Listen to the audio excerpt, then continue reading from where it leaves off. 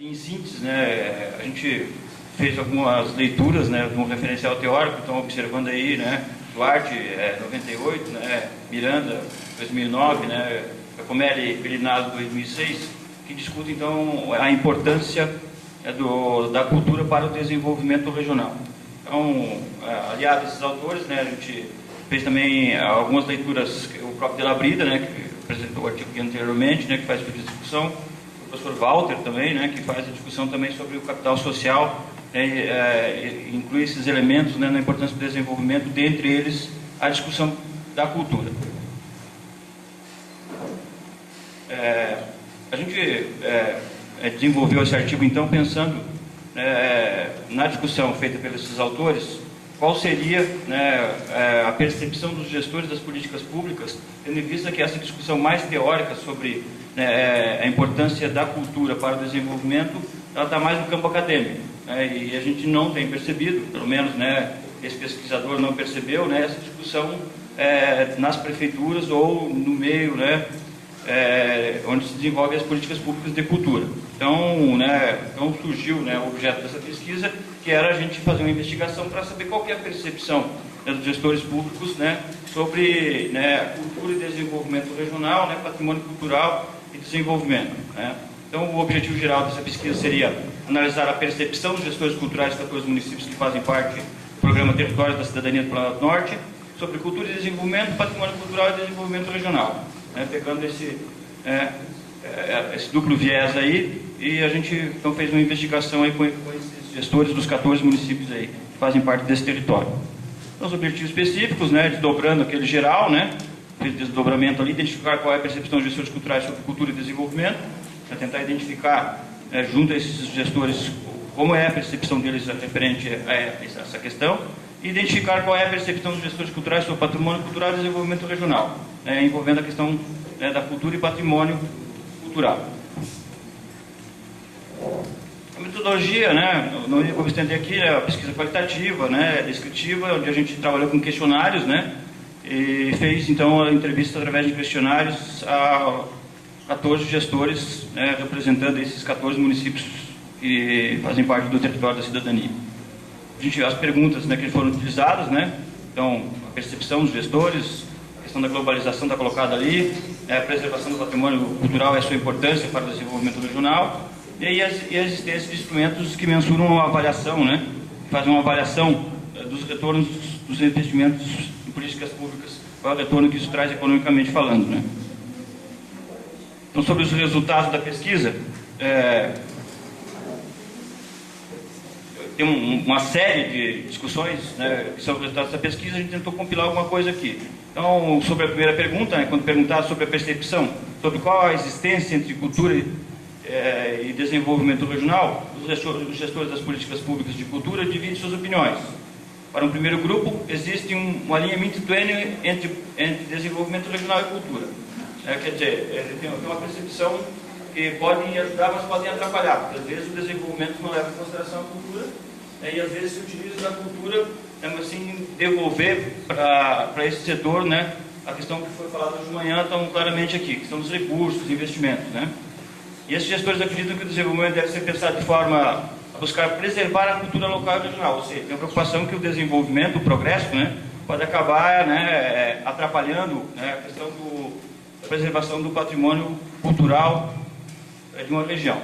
E o segundo grupo que a gente observou, né, que representa a maioria dos gestores, a relação entre cultura e desenvolvimento se dá pelo potencial turístico de cada localidade. Então, né, tem uma visão econômica, né, vê a questão da cultura mais pelo lado econômico, como um produto, né, para servir como um atrativo turístico para trazer desenvolvimento econômico ou gerar, né, divisas para o município. Então, esse é a maioria dos gestores, né, entrevistados apresentou essa percepção. Para buscar isso. O segundo grupo, dentro do Estado ainda é possível identificar que alguns gestores culturais relacionam o papel da cultura como promotor de valores. Então, o terceiro grupo, né, essa é já uma visão um pouco diferenciada, né, promotor de valores éticos, morais e culturais.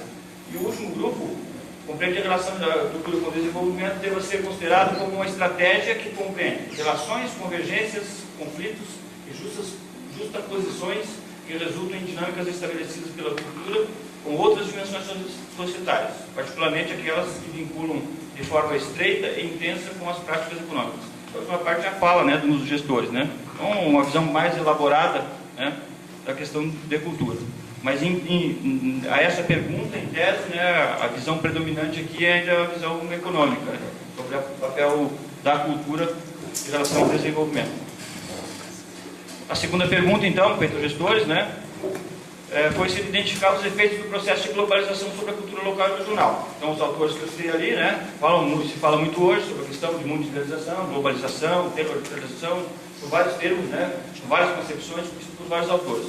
A gente tentou investigar junto a esse público, nós gestores, como é que era a percepção deles sobre os efeitos do processo de globalização sobre a cultura local ou regional, né? Então, nas respostas dadas às perguntas, foram identificados dois grupos de entendimento. O primeiro grupo, bem pequeno, gestores culturais afirmam não perceber os efeitos da globalização. Ou seja, né, esse grupo, que é o menor grupo, né, não identificam, né, localmente ou regionalmente os efeitos do processo de globalização. É uma forma de entender ele, né? O segundo grupo de gestores culturais identifica a existência dos efeitos do processo de globalização. Aí esse grupo ele se divide, né, em outros três grupos. O primeiro, desse grupo de pessoas que, né, reconhecem os efeitos do processo de globalização, é representado pelos gestores que apenas identificam a influência, mas não atribuem um valor positivo nem um valor negativo, né? O segundo grupo reconhece as influências e destaca os aspectos positivos do processo de globalização. E o terceiro e último grupo identifica os efeitos do processo de globalização de cultura, porém destaca influências que nem sempre são positivas a esse processo. Então, visões bastante difíceis, né? Uma questão aqui a ser destacada é que existem gestores que não identificam, né, os efeitos do processo de globalização sobre a cultura local e regional. Certo? É um grupo pequeno, mas existe, né? Aí depois alguns não se posicionam, falam do processo de globalização, conseguem identificá-lo, mas não reconhecem efeitos positivos ou negativos, ou pelo menos nas falas a gente não conseguiu identificar, né? E os outros dois grupos, um é favorável e o outro tem uma visão, né, cautelosa sobre o processo de globalização. A outra pergunta, né, quando perguntado sobre qual a importância da preservação do patrimônio cultural e regional para a economia e o desenvolvimento da região, a grande maioria dos gestores culturais aponta para a preservação do patrimônio cultural como responsável pela preservação da história, dos valores éticos e culturais e o sentimento de pertencimento a determinada localidade e principalmente pela manutenção e desenvolvimento de produtos turísticos que, por sua vez, atrairá aquela questão que se repete, né? Então, embora faça algumas considerações relativas a essa questão, né, ética, cultural, o sentimento de pertencimento, ainda, né, fica aqui demonstrado que tem aquela preocupação ainda da cultura como promotora de produtos turísticos para alavancar o desenvolvimento. A última pergunta, então, feita aos gestores culturais foi se tinham conhecimento da existência de instrumentos de avaliação que mensurassem os setores econômicos. Por que a gente incluiu essa pergunta ali? A gente trabalhou com a lógica dessa pergunta ali porque quando se faz investimentos em desenvolvimento econômico em outras áreas, né, existem instrumentos de mensuração para ver o retorno econômico que isso dá, né? Então talvez esse seja um dos detalhes que a cultura acaba não sendo valorizada. Como não existem instrumentos que mensuram o retorno que ela traz, né, pelo menos não em todos os níveis, né, ela acaba ficando, né, em segundo, terceiro, quarto ou quinto, até a gente falou em sexto plano ali na questão na hora da divisão dos recursos. Então, a grande maioria dos gestores que não tem conhecimento nenhum não sabe, né, se existem esses indicadores. Uma entrevistada falou sobre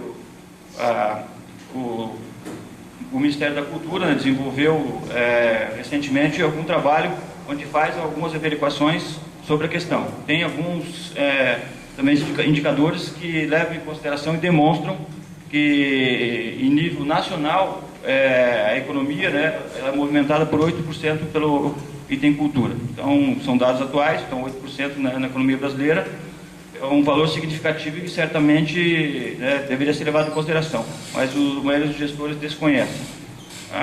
A grosso modo, né, seria isso aí.